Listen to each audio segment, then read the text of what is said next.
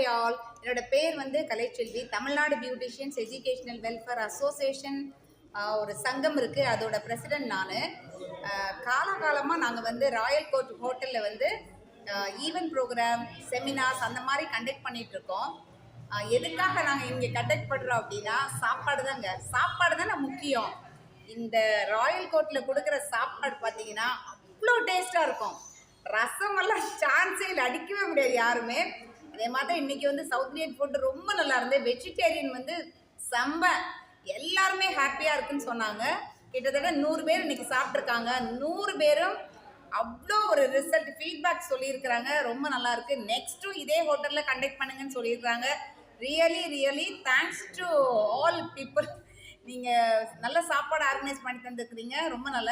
அதே மாதிரி ஸ்டாஃபுமே நல்லா கோஆப்ரேட் பண்ணாங்க. எது கூப்பிட்டாலும் வராங்க, ஹெல்ப் பண்ணுறாங்க.